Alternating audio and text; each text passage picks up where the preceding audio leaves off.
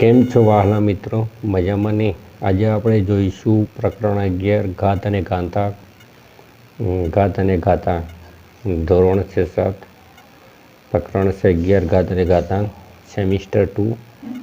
તો અહીંયા આપણે જે વિધાનો આપેલા છે, જે ખાલી જગ્યાઓ જે છે એ દરેક ખાલી જગ્યા આપણે ગણી અને પછી એના જવાબ લખીશું. વિકલ્પોના પણ જવાબો તે રીતે આપણે ગણી અને ખાલી જગ્યાઓ પૂરીશું. ખરા ખોટાને પણ આપણે ગણી અને પછી આપણે એના જવાબો લખીશું કે જેથી કરી અને તમને સમજાઈ શકે. તો ચાલો શરૂ કરીએ. પ્રશ્ન નંબર 1, પ્રત્યેક વિધાન સાચું બને એ રીતે ખાલી જગ્યા પૂરો. તો નંબર 1, 10નો 5 વખત ગુણાકારને ટૂંકમાં ઘાત સ્વરૂપમાં ખાલી જગ્યા લખાય. તો 10નો 5 વખત ગુણાકાર એટલે કે 10 ગુણ્યા 10 ગુણ્યા 10 ગુણ્યા 10 ગુણ્યા 10, 1, 2, 3, 4 અને 5. તો 10ને 5 વખત આપણે ગુણાકાર સ્વરૂપે લખીએ. હવે એને ઘાત સ્વરૂપ લખવું હોય તો એ 10 કેટલા વખત છે? 1, 2, 3, 4 અને 5 વખત છે, એટલે કે 10ની 5 ઘાત લખી શકાય. તો મિત્રો આપણે અહીંયા 10ની 5 ઘાત જવાબ મળશે. બીજા નંબરનો છે કે 2 ગુણ્યા 2 ગુણ્યા 2 ગુણ્યા 2ને ટૂંકમાં ઘાત સ્વરૂપમાં ખાલી જગ્યા લખાય. તો અહીંયા મિત્રો દેખો 2 કેટલા વખત છે? 1, 2, 3 અને 4 વખત છે. 2 4 વખત છે, એટલે કે 2ની 4 ઘાત જવાબ મળશે આપણને. તો એ જવાબ આવશે 2ની 4 ઘાત. 5નો વર્ગ, વર્ગ એટલે કે 5ના ઉપર ઘાત કેટલી હશે? તો 2, તો એને 5નો વર્ગ કહેવાય છે. 7નો ઘન, ઘન એટલે કે 7ની ઘાત હશે 3, તો 7નો ઘન એટલે કે 7ની 3 ઘાત. 3ની 12 ઘાતમાં આધાર ખાલી જગ્યા છે.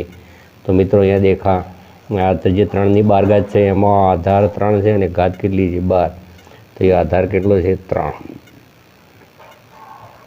4ની 8 ઘાતમાં ઘાતાંક ખાલી જગ્યા છે. તો અહીંયા ઘાત કેટલી છે? 8, એટલે અહીંયા ઘાતાંક આવશે 8. 2ની 4 ઘાત બરાબર ખાલી જગ્યા. તો મિત્રો અહીંયા દેખો 2ની 4 ઘાત એટલે કે 2 ગુણ્યા 2 ગુણ્યા 2 ગુણ્યા 2. 2ની 4 ઘાત બરાબર 2 ગુણ્યા 2 ગુણ્યા 4 વખત લખાશે. હવે આપણે એની કિંમત કાઢીએ તો 2 દુ 4, 4 દુ 8 ને 8 દુ થશે 16, એટલે કે એનો આપણને જવાબ મળશે 16. તો એ 2ની 4 ઘાત બરાબર 16. હવે આગળનું જે છે 2ની 3 ઘાત અને 3ની 2 ઘાતમાં ખાલી જગ્યાની કિંમત વધુ છે. તો મિત્રો એ 2ની 8 ઘાત, 2ની 8 ઘાત એટલે કે 2ની 3 ઘાત, 2ની 3 ઘાત એટલે કે 2 ગુણ્યા 2 ગુણ્યા 2 એટલે 2 દુ 4 દુ 8 થશે. અને 3ની 2 ઘાત એટલે કે 3 ગુણ્યા 3 એટલે 3 તરી 9 થશે. તો કોની કિંમત વધુ છે? તો 3ની 2 ઘાતની કિંમત કેવી છે? વધુ છે. તો અહીંયા જવાબમાં આવશે 8 નંબરમાં 3ની 2 ઘાત. હવે 2ની 8 ઘાત અને 8ની 2 ઘાતમાં ખાલી જગ્યાની કિંમત ઓછી છે. તો એ 2ની 8 ઘાત એટલે 2 ગુણ્યા 2 ગુણ્યા 2 ગુણ્યા 2 ગુણ્યા 8 વખત આપણે કરીશું, એટલે કે અને 8ની 2 ઘાત એટલે 88 64 થશે. તો અહીંયા 8ની 2 ઘાતની કિંમત કેવી છે? ઓછી છે. તો અહીંયા જવાબ આવશે 8ની 2 ઘાત. 2ની 3 ઘાત ગુણ્યા 3ની 2 ઘાતની કિંમત ખાલી જગ્યા થાય. તો 10 નંબરનું આપણે સોલ્યુશન મેળવીએ. 2ની 3 ઘાત અને 3ની 2 ઘાત. તો 2ની 3 ઘાત બરાબર 2 ગુણ્યા 2 ગુણ્યા 2 અને 3ની 2 ઘાત. 3ની 2 ઘાત એટલે કે 3 ગુણ્યા 3. તો 2 દુ 4, 4 દુ 8, 8 ગુણ્યા 3 8 તરી 24 અને 24 તરી કેટલી થશે? 72. આ બધું ગુણાકારમાં જ છે. તો 2 દુ 4, 4 દુ 8, 8 તરી 24 અને 24 દુ 48 અને 24 તરી થશે 72. એટલે કે અહીંયા મિત્રો 2ની 3 ઘાત ગુણ્યા 3ની 2 ઘાતની કિંમત મળશે 72. હવે આપણે જોઈએ 11 નંબર. તો 2ની n ઘાત બરાબર 32 હોય તો n બરાબર ખાલી જગ્યા. તો એ મિત્રો દેખો જે 32 છે તો આપણે 32ના અવિભાજ્ય અવયવ પાડીએ. તો 2 16 દુ 32, 2 8 દુ 16, 2 ચોક 8, પછી 2 દુ 4 અને 2 એકા 2, 1 2 3 4 અને 5, એટલે કે 2ની 5 ઘાત થશે. અહીંયા થશે 2ની 5 ઘાત બરાબર 32 થશે, એટલે 32ની કિંમત કેટલી મળે છે? 2ની 5 ઘાત. હવે અહીંયા દેખો 2ની n ઘાત બરાબર 32 છે, 2ની n ઘાત બરાબર અહીંયા 2ની 5 ઘાત થશે, એટલે કે n બરાબર કેટલું આપણને વેલ્યુ મળશે? nની વેલ્યુ 5, એટલે કે ઘાત અહીંયા 5 મળે છે. હવે 12 નંબર છે કે -3ની 4 ઘાત. તો મિત્રો -3ની 4 ઘાત બરાબર -3 ગુણ્યા -3 ગુણ્યા -3 ગુણ્યા -3, એટલે 3 તરી 9, માઇનસ ગુણ્યા માઇનસ પ્લસ થઈ જશે. અહીંયા પણ માઇનસ ગુણ્યા માઇનસ શું થઈ જશે? પ્લસ. હવે 9 શું થશે? 81, એટલે કે 12 નંબરનો જવાબ મળશે આપણને 81, જે પ્લસ હશે, કેમ કે 4 વખત છે. હવે આપણે જોઈએ 13 નંબર. તો -2ની 2 ઘાત ગુણ્યા -3ની 3 ઘાત. તો -2ની 2 ઘાત ગુણ્યા -3ની 3 ઘાત. તો -2ની 2 ઘાત એટલે કે -2 ગુણ્યા -2 -3ની 3 ઘાત એટલે કે -3 ગુણ્યા -3 ગુણ્યા -3, એટલે કે 2 દુ 4, 3 તરી 9. આ તો અહીંયા માઇનસ જ રહેશે. 4 × 9 = 36 અને 36 તરી થશે 108.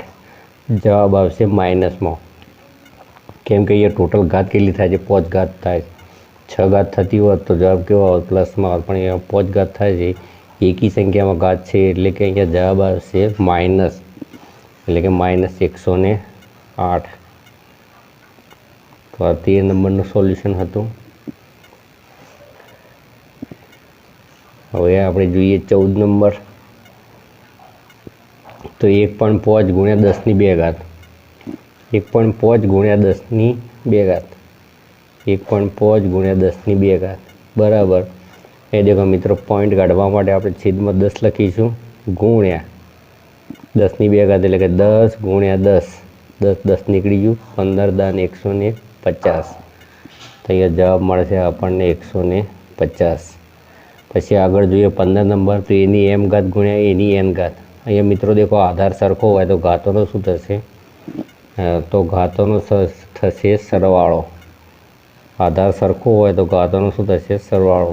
તો એ અહીંયા પણ એ છે, અહીંયા પણ એ છે, એટલે કે આધાર સરખો છે, એટલે કે ઉપર જે ઘાત છે એનો શું થશે? સરવાળો. તો m + n થશે. અહીંયા ઘાતની ઘાત છે, એટલે કે ઘાતની ઘાતનો શું થશે? ગુણાકાર. તો એની mn ઘાત થશે. અહીંયા કૌંસની અંદર જેટલા પણ પદ આપેલા છે બધાને m ઘાત લાગુ પડશે, એટલે કે અહીંયા એની m ઘાત ગુણ્યા બીની m ઘાત આપણને જવાબ મળશે. તેવી જ રીતે જોઈએ આપણે 18 નંબર. તો અહીંયા પણ કૌંસની અંદર જેટલા પદો અંશ અને છેદમાં છે બધાને આ 12ની ઘાત લાગુ પડે છે, એટલે કે એની m ઘાત ભાગ્યા બીની m ઘાત. અને છેલ્લે જોઈએ કોઈપણની 0 ઘાત બરાબર શું મળશે? આપણને જવાબ 1 મળશે.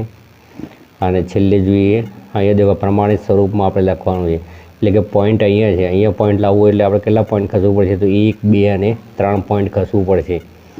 3 પોઈન્ટ ખસવું પડશે, એટલે કે અહીંયા 5 પોઈન્ટ 2, 8, 7, 4, 5 ગુણ્યા આપણે 3 પોઈન્ટ ખસાય એટલે કે 10ની 3 ઘાત. તો 5 પોઈન્ટ 28, 7, 45 ગુણ્યા 10ની 3 ઘાત. તો મિત્રો, આ તો પહેલો નંબરનો પ્રશ્ન, જે 1 થી 20 કાલ્યગુણ આપણે સોલ્યુશન કર્યું. તો તમને અમારું સોલ્યુશન ગમે તો વિડીયોને લાઈક કરજો, કોમેન્ટ કરજો, તેમજ શેર કરજો. હવે પછી આગળના વિડીયોમાં આપણે મળીશું. તો thank you so much for watching.